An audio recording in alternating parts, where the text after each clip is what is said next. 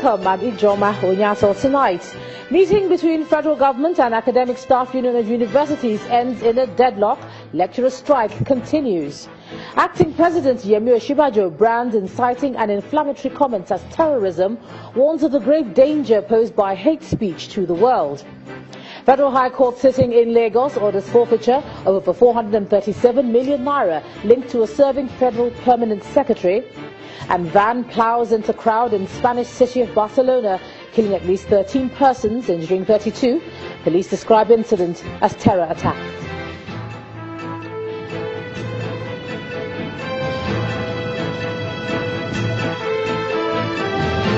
And in business news tonight, India books 4 million barrels of crude from Total and Shell Nigeria as they await the country's latest export schedule.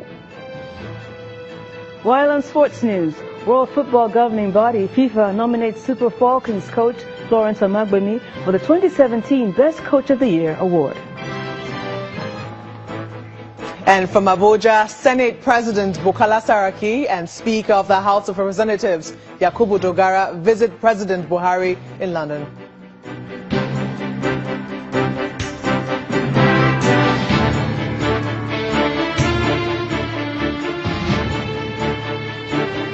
We begin tonight with the face-off between the federal government and the Academic Staff Union of Universities, ASU. Well, now it seems that reality is gradually settling in, and there are clear indications that the government-owned universities across the country may remain shut until the federal government listens to the demands of the striking lecturers. Today, both parties were unable to reach an agreement, and their meeting, which lasted for several hours, ended in a deadlock.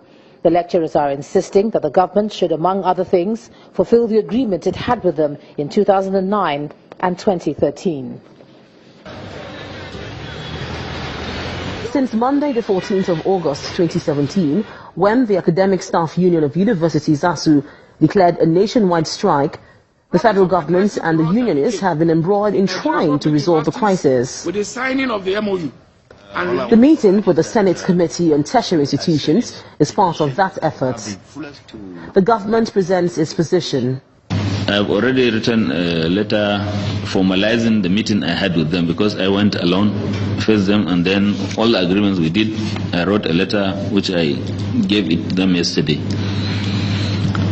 From the way they received it, Mr. Chairman, I think it is possible that the strike will be called off within a week maximum. However, this joint meeting between the Minister of Labour and Employment, the Minister of Education and the leadership of ASU does not seem to indicate that a quick solution to the crisis would happen soon. What I'm saying is that before an industrial union, you are a union, proceeds on a strike against an employer, you will serve the mandatory notice for 15 days. Once you serve on your direct employer, which is education, you will serve on me too, as the chief conciliator. That wasn't done. It's not a fresh action. We are not declaring any fresh strike. We are resuming a suspended action. That is the way we see it. And that is what it is. After those arguments, the meeting went into a closed-door session. Thereafter, journalists were re-invited into the hall for a briefing. Within the last 48 hours, government have been working. The Minister of Education, Minister of Finance, Attorney General of the Federation, and we are taking some government position, which we had communicated to us. Government has made some offers on the issues that we have raised. We've taken copious note of their offers, but we have to get back to our members.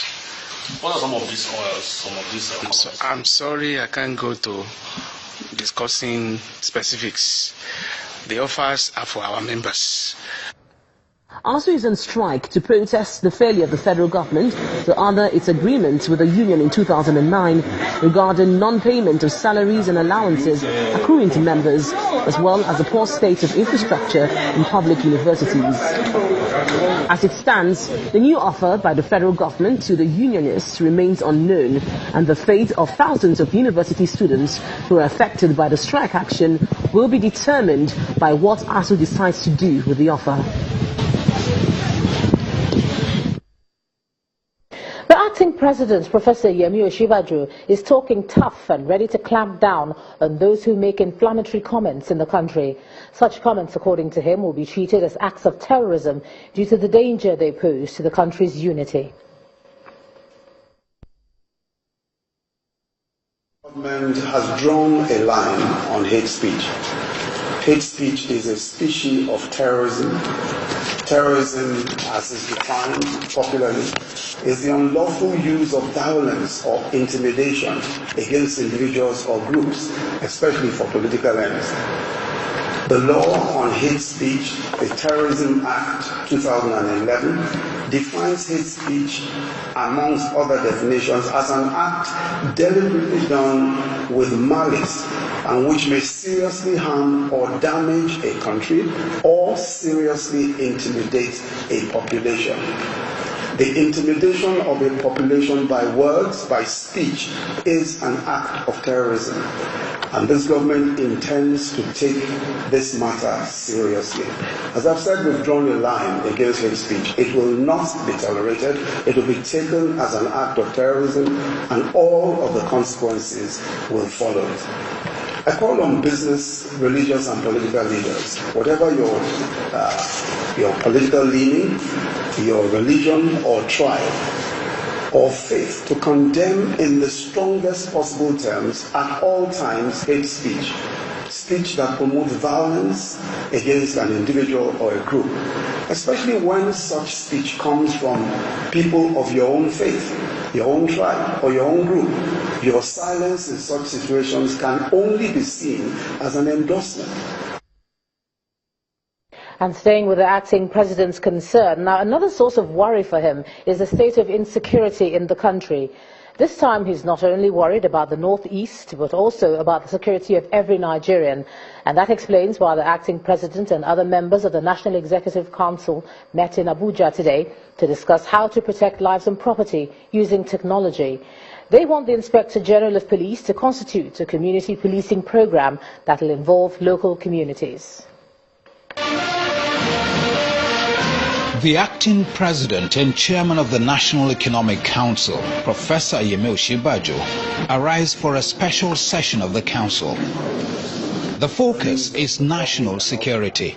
Views of the public and all of that. Aside from state governors and members of the Federal Executive Council, the judiciary and the military were present at this meeting to form a collaboration that will address the nation's security challenges. We need the commitment of every Nigerian, particularly the Nigerian on the street, who feels one way or the other deprived of one thing or the other, rightly or wrongly, could be imaginary, but is that he ought to be attended to. Where he's pointing out as where his problems are coming may not necessarily be the source of his problems, but it is necessary for us to look in that direction in case it's right. Because if we have security, we have justice, then many of these agitations will equally die down. The issue of security is a primary responsibility of government to secure properties, life of the citizens, and it's a collective responsibility by all, those that are in here and those that are outside.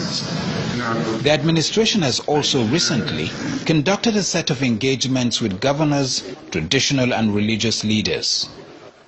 The outcome of these meetings has produced the community police program, which will be implemented by the Nigerian police. We expect that the community policing program will take root and take effect and that all of our police formations across the country will engage their communities in the very creative way that the police have themselves prescribed in the community policing program. And so we expect that this will be a fundamental change in the way that policing is carried out in our country, and that it will yield the kinds of results that we expect.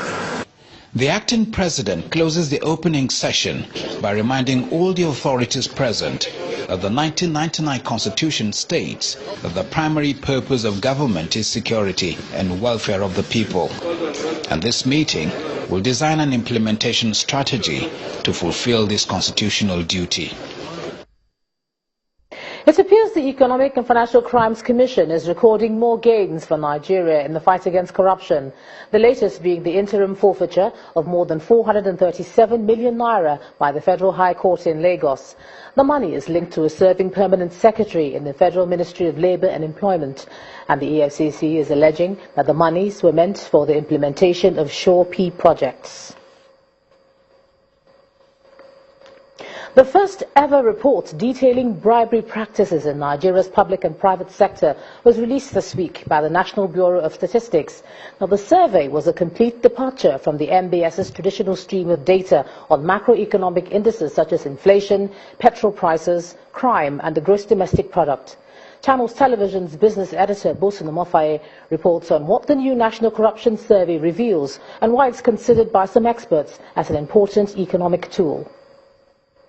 The National Bureau of Statistics have rattled the country with its new National Corruption Survey that shows the sum of 402 billion naira as estimated total bribe monies paid to Nigerian public officials in a year. The reports resulting from a survey conducted between June 2015 and June 2016 provides comprehensive details of the reach of bribery, how bribery works, who takes bribes, who pays bribes, and how Nigerians respond to bribery.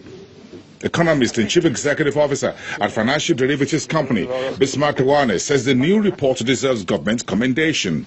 I think it should be given a handshake. It should be given laurels. The fact that you had the courage to go and ask people, how many times have you bribed today?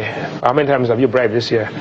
And people came out and said, okay, no, I haven't done too much of it. It's only 5 times a year. So you've got to a point where you come out and you're driving a Lamborghini, you're driving a Mercedes-Benz, having a big party, and you have no visible means of livelihood. The new National Corruption Report features a list of the usual public service institutions perceived as the most corrupt in Nigeria, from the police to the judiciary and immigration. The report also lists private sector industries like banking, insurance, and even hospitals. The survey stands out under the Buhari's administration, one that prides itself in anti-corruption both as a key campaign mantra and a major point, despite the low scoring on socio-economic performance among many Nigerians. Mr. Iwane believes the new corruption survey ties in with the whistleblowing policy of the government and should be used as an economic revival tool.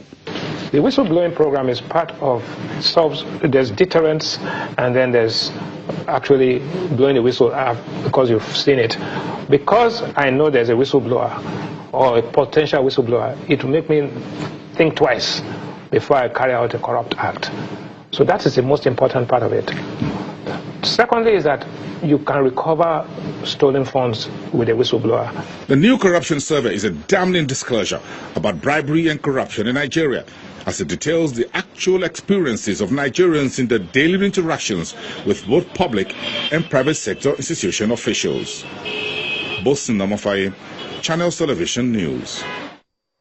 In part 2, after the break, more on the NBS report. I'll be joined by the chairman of the Nigerian Economic Summit Group, Mr. Kyari Buka. That's in a moment. Do stay with us.